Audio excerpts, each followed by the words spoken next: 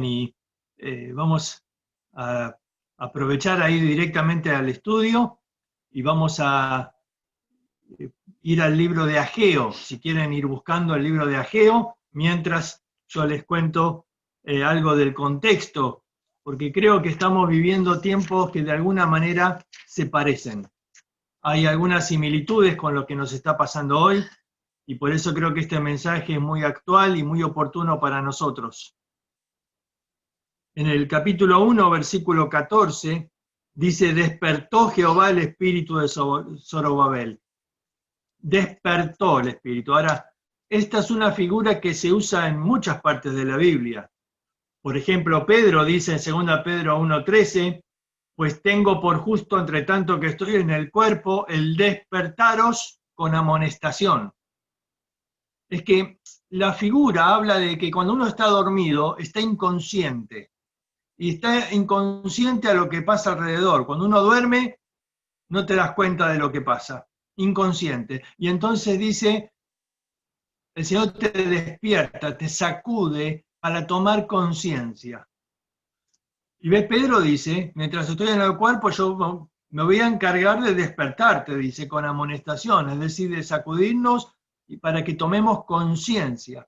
Pablo también usa la misma expresión en Romanos, capítulo 13, versículo 11, dice, conociendo el tiempo, que ya hora de levantarnos del sueño, porque está más cerca nuestra salvación que cuando creímos. Es decir, hay que levantarse, hay que despertar, porque este es el tiempo de actuar, porque de pronto viene el Señor y hay un montón de cosas que ya no podremos hacer cuando vamos al cielo. Entonces, también esta expresión, despertar. Y el Señor usó acá a este profeta, Ageo, junto con otro, Zacarías, para despertar al pueblo. ¿Por qué? Resulta que el pueblo de Israel había estado 70 años de cautiverio. Y por fin, después de ese tiempo, Dios tocó el corazón de un rey, del rey Ciro, para permitirles que ellos puedan volver a construir el templo. Y entonces les proveyó de cartas para autorizaciones y de madera para poder construir el templo. Y una parte del pueblo volvió, no todos, porque era muy difícil volver, porque Jerusalén estaba abandonada hacía 70 años y había gente que tenía miedo de qué vamos a vivir, qué vamos a comer, no porque no había muros. Pero una parte del pueblo, con un corazón que amaba a Dios y que quería construir el templo para Dios, tuvo el coraje y tuvo la fe para esta aventura, para transitar estos 500 kilómetros que los separaban de Jerusalén, para volver y edificar el templo para Dios. Y en Esdras capítulo 3 está el relato del contexto de esto. Dice que comenzaron con gozo y con alegría y contrataron ahí albañiles. Claro, el rey les había dado los medios. Y entonces dice que se echaron los cimientos del templo y que el pueblo estaba tan contento que se oía los gritos de alabanza desde lejos. Pero claro, cuando uno quiere hacer la obra de Dios también vienen los problemas después. Y entonces había gente extranjera que quiso edificar con ellos y ellos dijeron, no podemos mezclar las cosas. Y entonces esta gente ofendida escribió calumnias al rey de Persia, le dijo que este pueblo se estaba rebelando, que no iban a construir un templo, sino que se iban a rebelar, iban a construir murallas y que no iban a pagar más los impuestos. Y el rey entonces manda un ejército que les impide continuar la obra. Y dice que la obra de Dios frenó. Estuvo 15 años la obra frenada. Y después de 15 años, dice Esdras capítulo 5, versículo 1, entonces Dios levantó a Ageo y Zacarías. ¿Para qué? Para despertar al pueblo.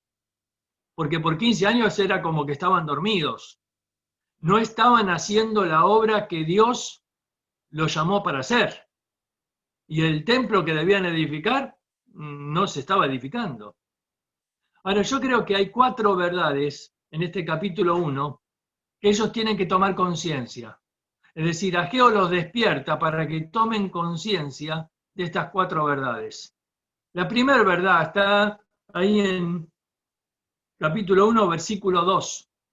Dice, así ha hablado Jehová de los ejércitos, diciendo, este pueblo dice, no ha llegado aún el tiempo de que la casa de Jehová sea reedificada. Entonces vino palabra de Jehová por medio del profeta Ageo diciendo, es para vosotros tiempo de habitar en vuestras casas artesonadas si esta casa está desierta. A ver, la primera verdad que ellos debían tomar conciencia es que no hay excusas para no hacer la obra que Dios nos encomendó.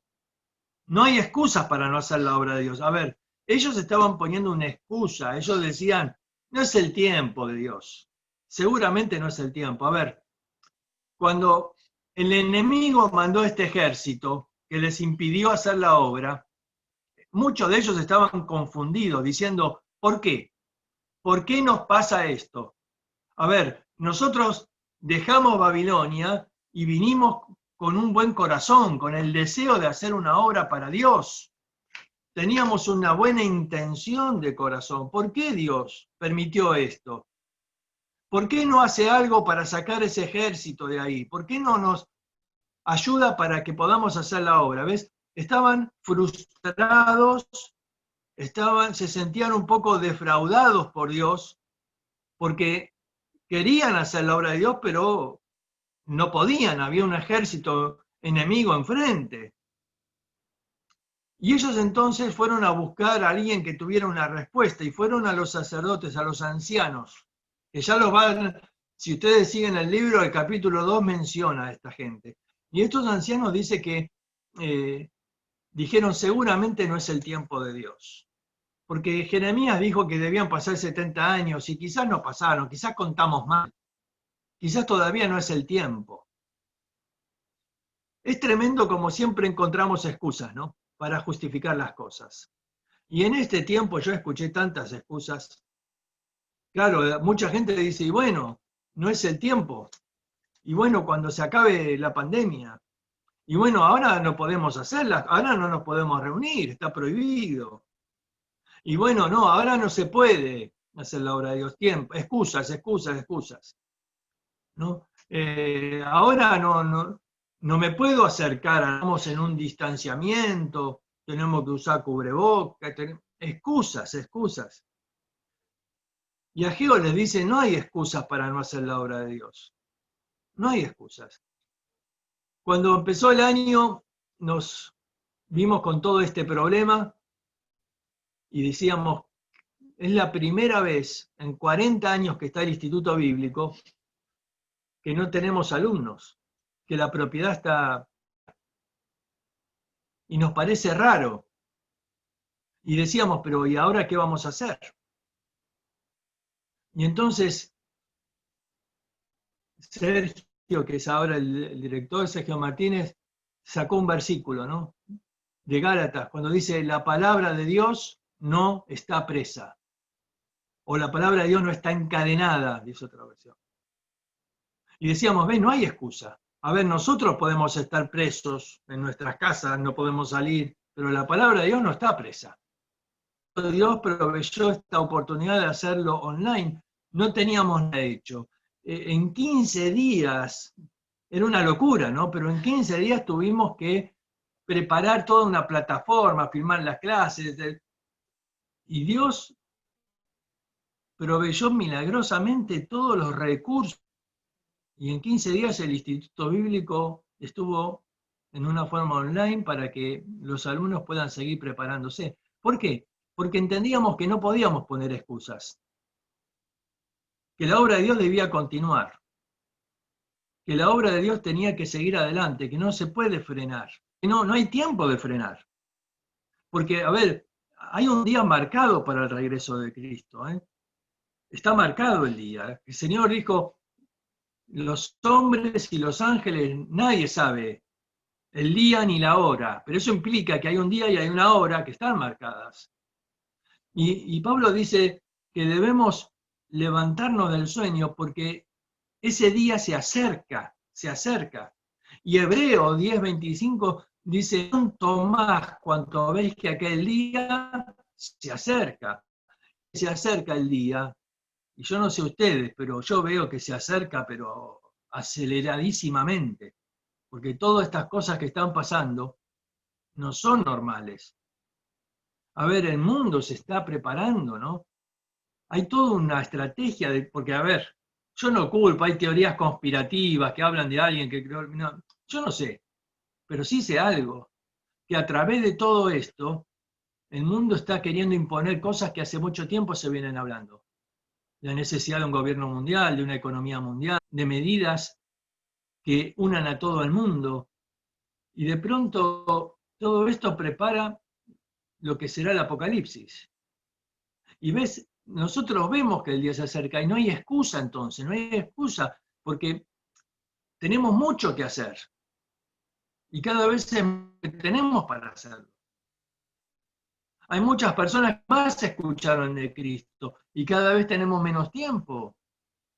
Entonces no podemos frenar la obra. Por eso tenemos que entender, no hay excusas. La pregunta que te hago es, ¿qué excusa estás poniendo?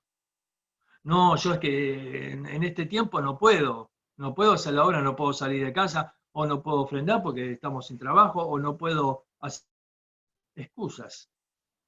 Pero Ageo te sacude y dice, no hay excusas. Humanamente siempre ponemos excusas, desde Adán, mirá, ¿no? Cuando Dios le preguntó, ¿qué hiciste? Ah, la mujer que me diste. No es ella. Pero siempre excusas, ¿no? Pero Ageo te dice, no hay excusas. Este es el tiempo que Dios te trajo, hay que hacer la obra y no hay excusas. Pero hay un ejército, es interesante, en todo el capítulo 1, quién le hizo mención de ese ejército, porque ese no era el problema. Porque Dios se ocupa de lo que nosotros no podemos hacer. Del ejército se ocupa Él.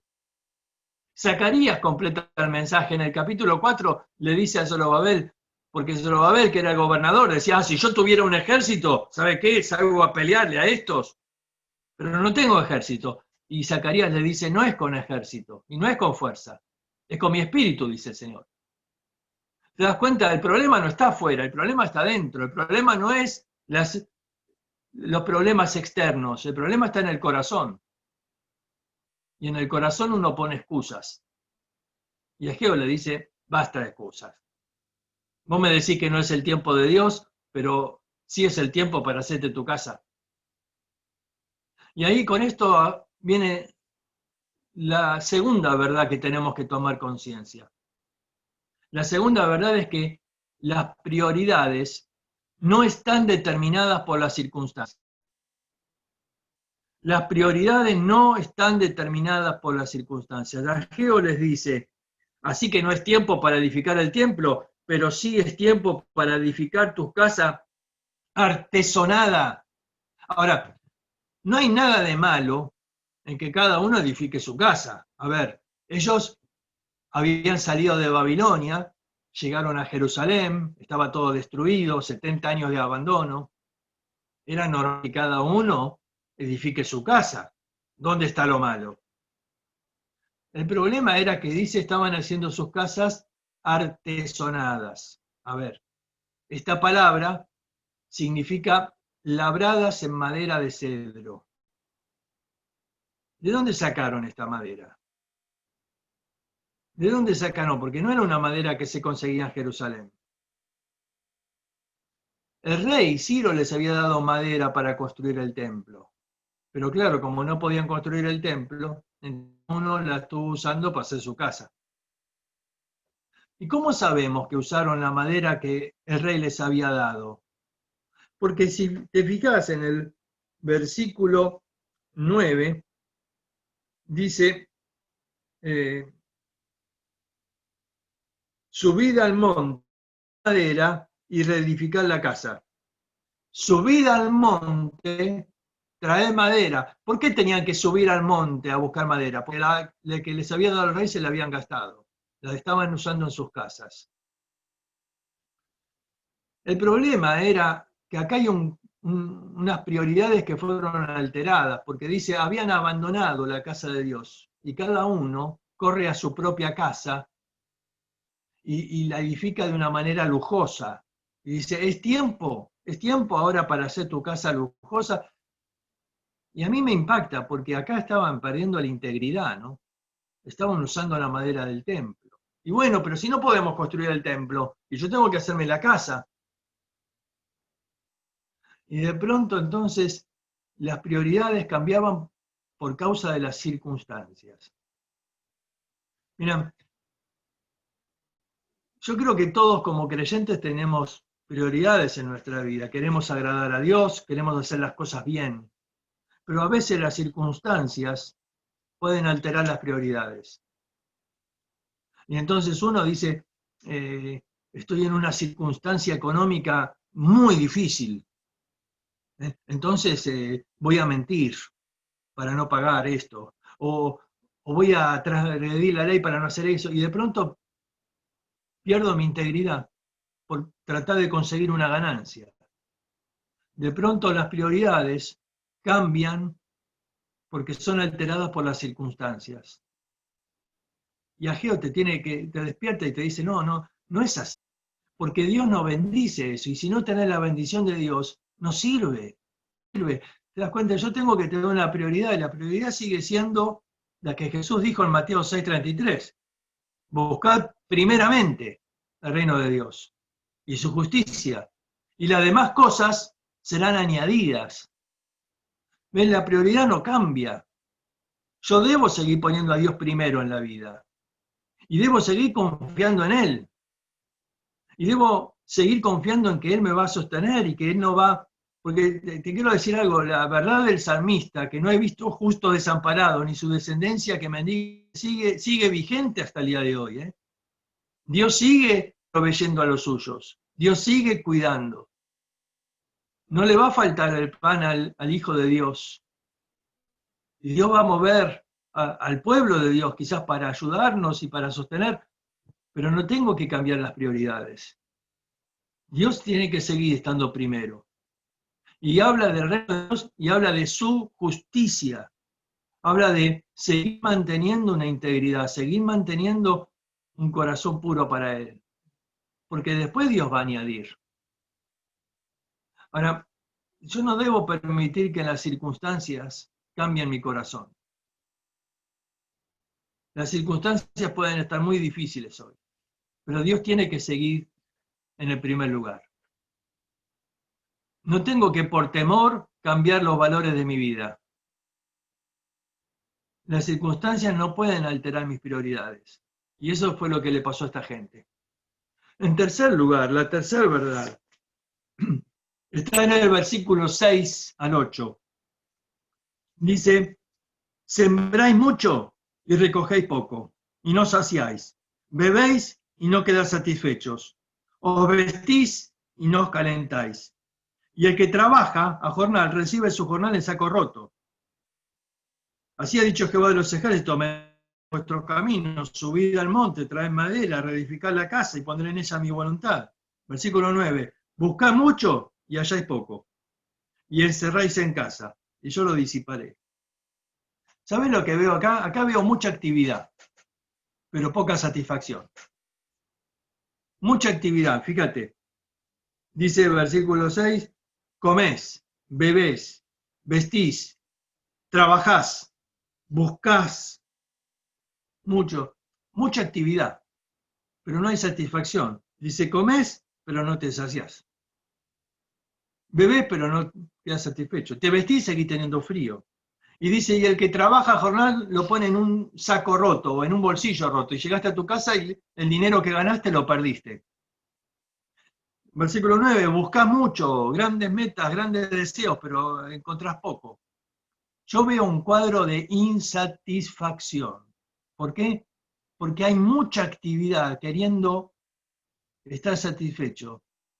Pero la verdad que yo debo tomar conciencia, la verdad que Ageo acá el Señor usa para despertar al pueblo es que la satisfacción no se consigue por lo que yo pueda hacer. La satisfacción no se consigue humanamente, no se consigue por mi esfuerzo. Fíjate, acá había esfuerzo. ¿Sabés qué me hace acordar esta actividad acá? A la de Santiago, capítulo 4, versículo 2. Ahí también hay mucha actividad. Dice, luchás, peleás, combatís, buscás, anhelás, pero no conseguís lo que querés. ¿Por qué? Porque no pedís.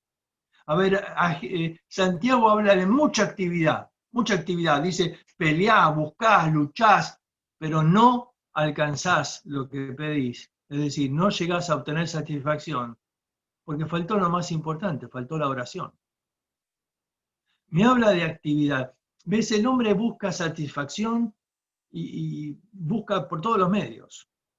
Satisfacción en todos los órdenes de la vida. Y buscamos satisfacción y queremos, y luchamos, peleamos con las circunstancias, con las situaciones, porque queremos satisfacción a toda costa.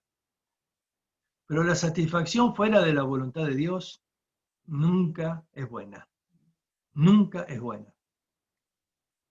Satanás siempre nos tienta a buscar satisfacción fuera de la voluntad de Dios. ¿Te acordás a Eva? Le dijo, mira, todo lo que Dios creó no alcanza. No vas a estar satisfecha hasta que no comes de ese árbol. ¿Ves? A Jesús le dijo, si eres el Hijo de Dios, a ver, pero tenés hambre, esa es la realidad. Tenés hambre y ¿qué? Y Dios no provee para tu alimento.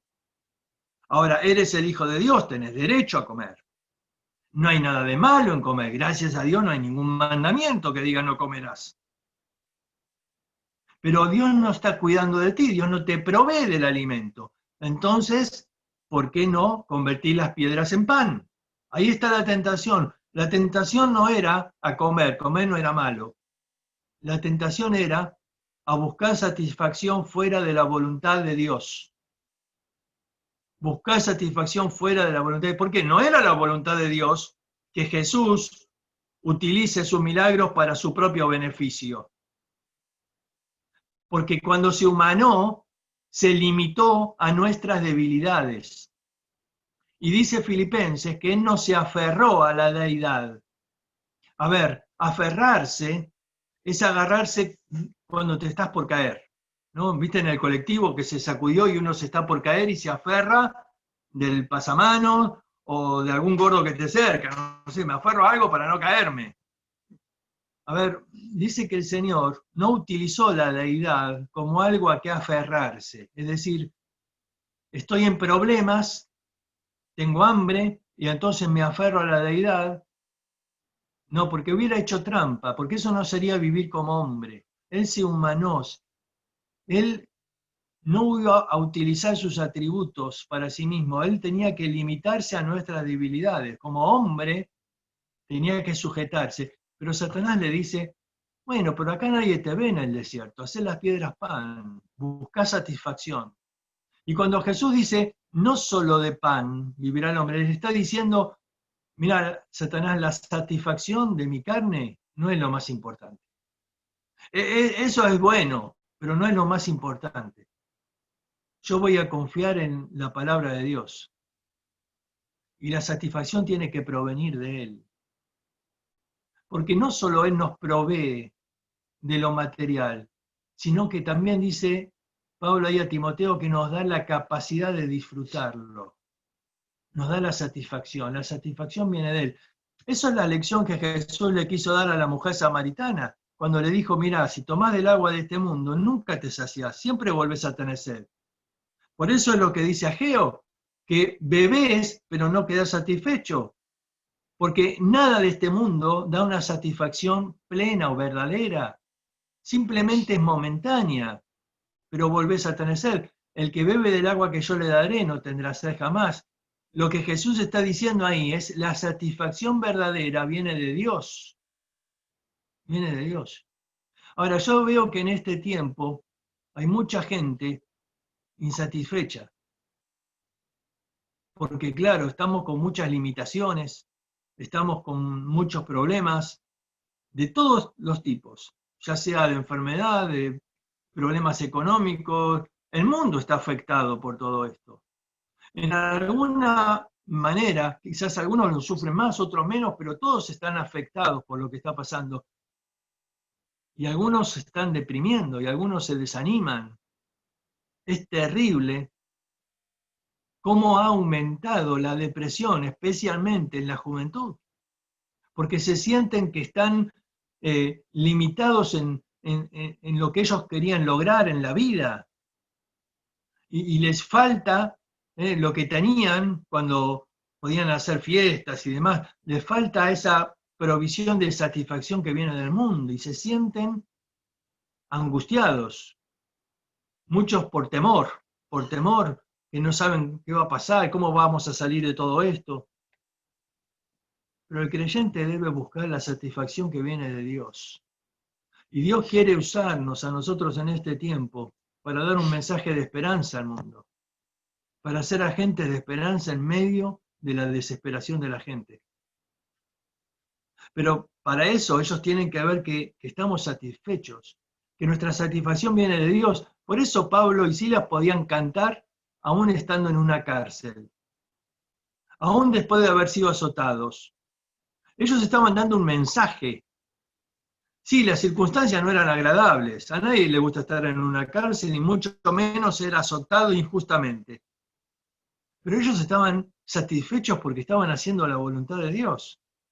Esa satisfacción viene del cielo.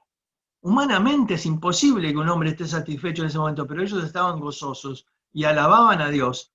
Y eso impactó la vida de todos los que estaban ahí. Los impactó de tal manera que aun cuando hubo el terremoto y las puertas se abrieron, no se quisieron ir, porque querían seguramente saber cómo hacen estos hombres, qué tienen ellos que pueden alabar a Dios y pueden estar satisfechos en medio de la angustia. Queremos tener lo que ellos tienen. Yo creo que este es el tiempo donde nosotros tenemos que mostrar al mundo esto. Hay muchos que están ahí en una intensa actividad, ¿viste? Buscando, trabajando, luchando contra las circunstancias, y Dios dice acá, sí, pero te quedas insatisfecho. ¿Por qué? Porque no estás buscando la satisfacción verdadera, que es la que viene de Dios. Y hay que tomar conciencia, la verdad es que la satisfacción no viene por mi esfuerzo humano, pero viene del Señor. Tengo que tomar el agua que Él me da. Quizás este es un tiempo donde tenemos que invertir más en la oración, en la dependencia, en buscar hacer su voluntad. Pero la cuarta verdad es que el tiempo no está en mi control, que debo sujetarme al reloj de Dios. Porque al hombre le gusta tener el control de las cosas, no nos gusta tener el control. Me siento seguro cuando tengo el control. Pero cuando el Señor nos quita ese control, nos da miedo, nos sentimos inseguros. Y acá el pueblo no tenía el control.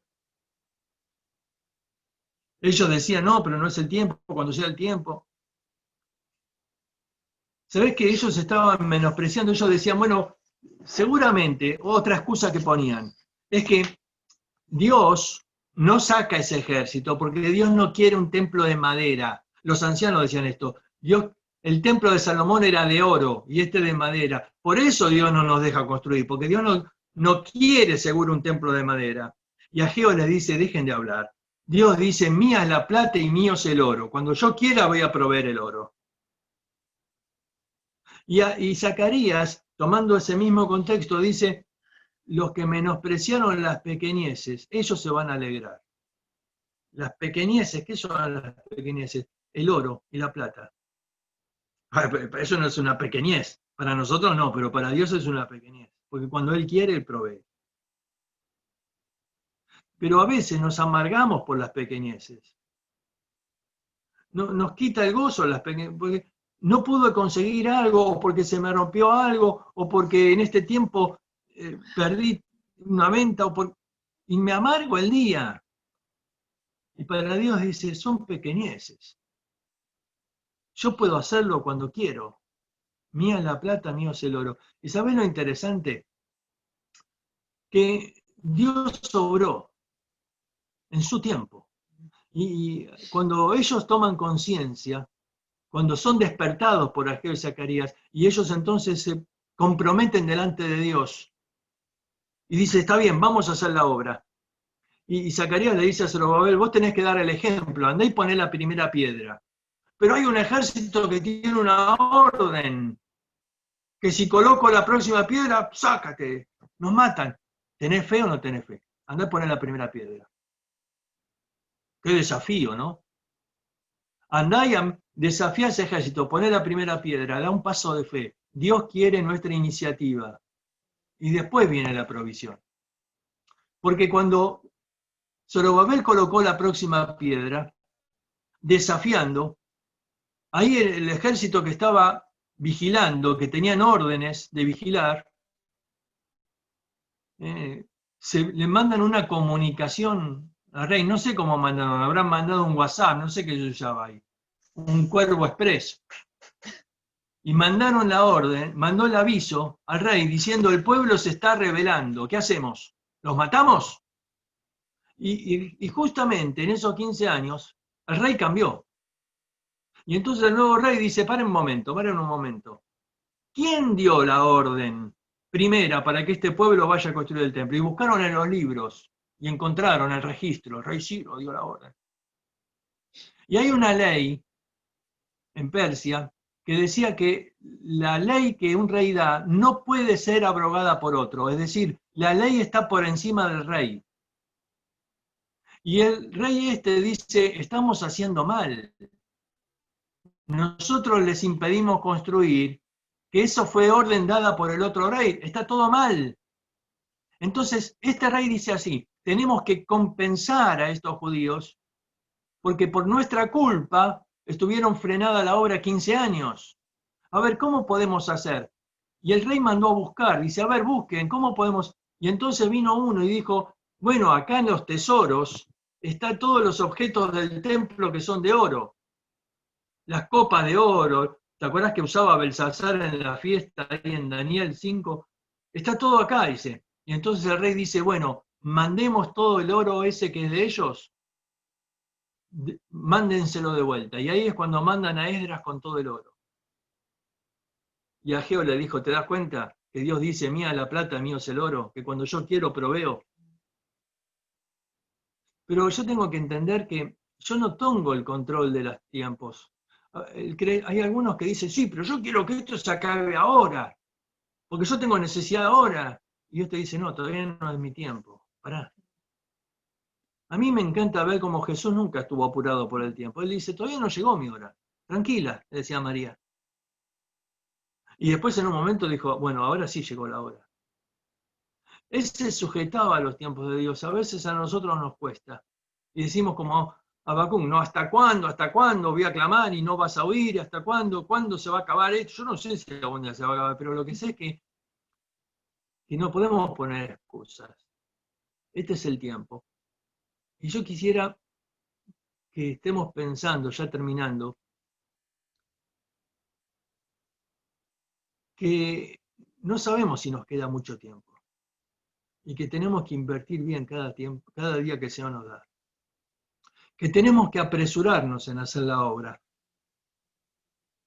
porque cada vez es menos el tiempo que tenemos y todavía hay mucho por hacer. Y que entonces delante del Señor estamos diciendo: Señor, ¿qué puedo hacer ahora? Porque yo quiero aprovechar mi tiempo hoy, porque no sé cuánto más vamos a estar acá, porque no sé cuánto más vamos a estar en este mundo, porque el Señor viene en cualquier momento. Y la pregunta es: ¿estoy usando este tiempo que el Señor me da para hacer la obra de Dios?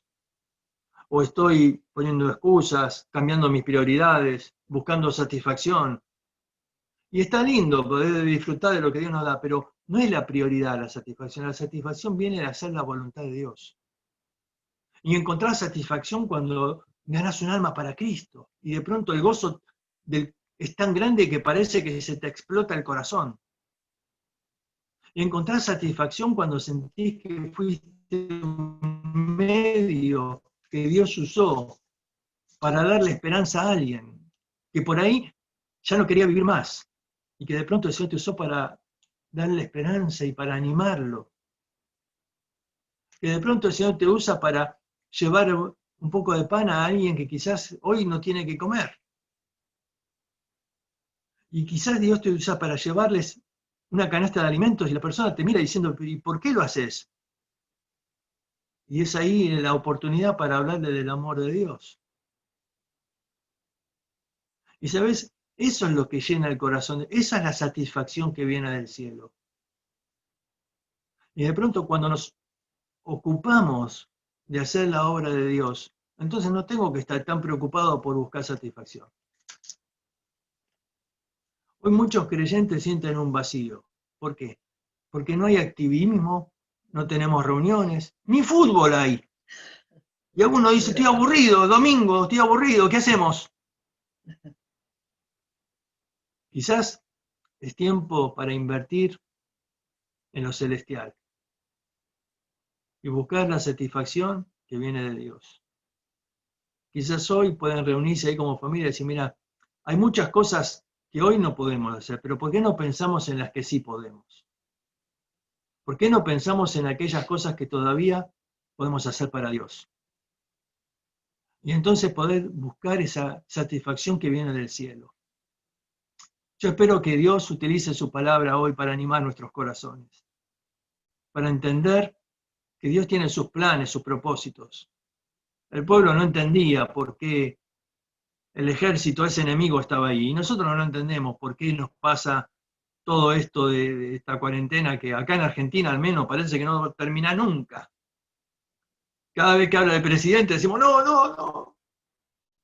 Ahora la última vez dijo, esta vez la cuarentena la extendemos 3 semanas, así la gente no se pone ansiosa, porque antes la ponían cada 2. Dicen, ah, ya está. Y de pronto tenemos que dejar de pensar como el mundo piensa y entender que nuestro Dios no está en cuarentena. Él no está limitado, Él sigue obrando. Dios sigue trabajando y sigue en su empresa. La empresa de Dios es salvación de almas, es seguir rescatando el perdido. Y cuando Jesús dijo, en los negocios de mi Padre me es necesario estar, se refería a esos negocios. El Señor está metido en un gran negocio, salvación de almas, rescatarlas de la esclavitud del pecado para darles una vida eterna. Me gustaría, como Jesús, hoy terminar diciendo, yo también quiero estar en los negocios del Padre.